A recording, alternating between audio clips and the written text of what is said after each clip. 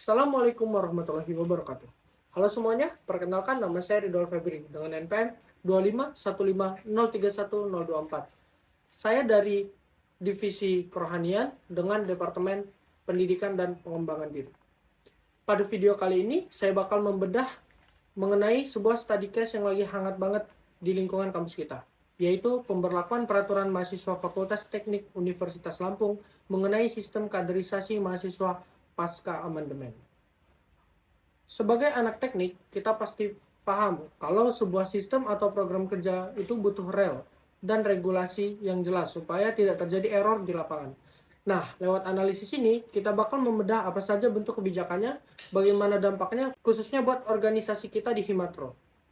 Seberapa efektif aturan ini kalau ditinjau pakai pendekatan sistem sampai ke kesimpulan akhir di ujung video nanti. Jadi, simak penjelasannya sampai habis. Oke, masuk poin yang pertama. Bentuk kebijakan apa sih yang sebenarnya diterapkan? Jadi, peraturan mahasiswa hasil amandemen ini adalah sebuah produk hukum regulatif yang mengikat semua ormawa di Fakultas Teknik. Kebijakan ini bukan cuma sekedar lembar imbauan biasa, tapi sebuah kodifikasi aturan formal yang memuat instrumen pengendalian struktural. Wujud nyatanya ada 3 hal penting. Pertama, adanya standarisasi kurikulum di mana semua materi kaderisasi wajib berstandarkan pada pedoman LKMM per TD atau TD dari Kemdikbudristek. Kedua, adanya penertiban administrasi, yaitu kewajiban membuat buku panduan kaderisasi yang harus disahkan lewat tanda tangan tripartit, yaitu ketua ormawa, ketua komite, dan pembina organisasi. Dan yang ketiga adalah kebijakan proteksi hukum, yang secara tegas melarang bentuk tindakan represif, intimidasi psikologis, perpeloncoan, maupun kekerasan fisik selama kegiatan berlangsung.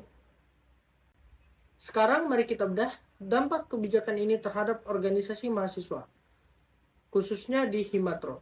Kita bagi menjadi 2 sudut pandang, dampak positif dan tantangan atau dampak negatifnya. Kita bahas dampak positifnya dulu. Pertama, dengan adanya aturan ini, kita bisa melakukan akselerasi mutu kader berbasis kompetensi. Output pengkaderan di Himatro bakal lebih terukur pada aspek soft skill, kayak kepemimpinan dan problem solving kasus elektro. Bukan cuma sekedar melatih ketahanan mental tanpa indikator yang jelas. Kedua, ini memberikan payung hukum dan proteksi yang kuat buat pengurus. Komite kaderisasi jadi punya batasan hukum yang tegas. Jadi kita bisa mentimigasi resiko fatal seperti tuntutan hukum atau sanksi disipliner dari pihak dekanat. 3. Legalitas institusional kita naik kelas. Buku panduan yang struktur otomatis bakal membangun trust atau kepercayaan tinggi dari pihak jurusan teknik elektro dan pihak fakultas terhadap program kerja yang kita buat. Tapi selain dampak positifnya, kita tidak bisa menutup mata kalau kebijakan ini membawa dampak negatif atau tantangan operasional bagi internal himpunan. Tantangan terbesar yang pertama adalah adanya administratif distress atau beban administrasi yang kompleks. Kita dituntut buat menyusun buku panduan yang sangat rigid dari tahap proposal sampai LPJ yang jujur aja menguras waktu dan energi pengurus.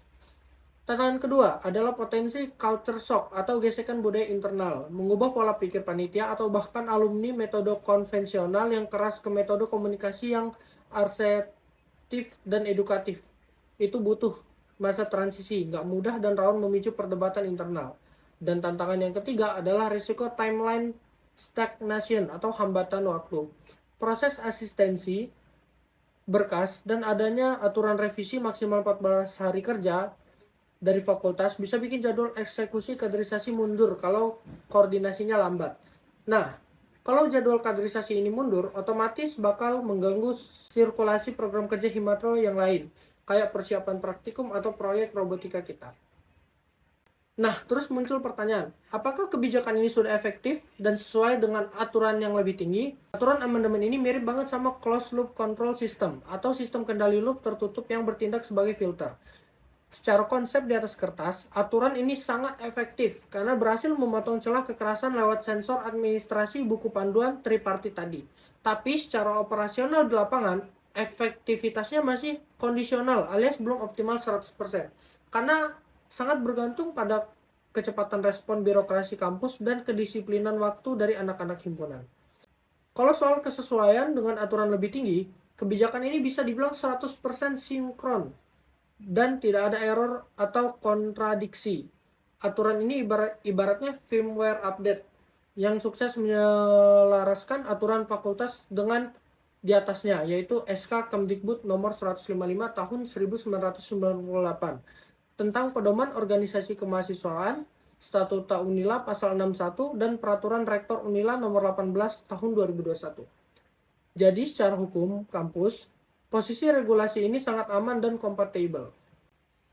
Lalu, bagaimana sikap dan strategis yang harus diambil oleh Himatro? Sikap yang harus kooperatif, kritis, adaptif, taktis.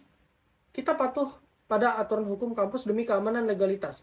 Tapi kita harus tetap kreatif mengemas acara agar nilai kekeluargaan khas elektro tidak hilang.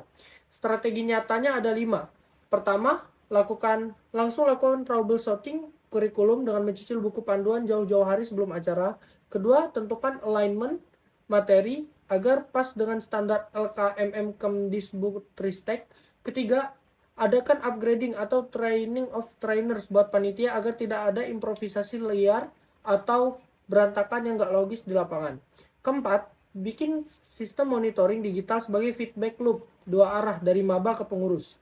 Yang terakhir, kesimpulan dan penutup. Sebagai kesimpulan akhir, amandemen peraturan mahasiswa tentang sistem kaderisasi ini adalah sebuah langkah pembaruan sistem yang logis untuk menjamin keamanan mutu pembinaan bagi Himatro. Regulasi ini bukan rantai yang mengekang, melainkan sebuah rel teknis yang memaksa kita untuk naik kelas menjadi organisasi yang lebih profesional dan dewasa. Kehebatan kaderisasi kita tidak lagi diukur dengan seberapa keras tekanan fisik yang bisa kita berikan, melainkan seberapa cerdas kita merancang sistem manajemen pembinaan yang mampu mencetak engineer muda yang kritis, adaptif, solid, dan tetap menjunjung tinggi nilai kekeluargaan. Mungkin itu aja analisis studi case dari saya. Semoga penjelasan ini bisa memberikan sudut pandang yang bermanfaat buat kita semua. Saya Ridho Alfebri pamit undur diri. Terima kasih banyak atas perhatiannya dan sampai jumpa di video selanjutnya. Assalamualaikum warahmatullahi wabarakatuh.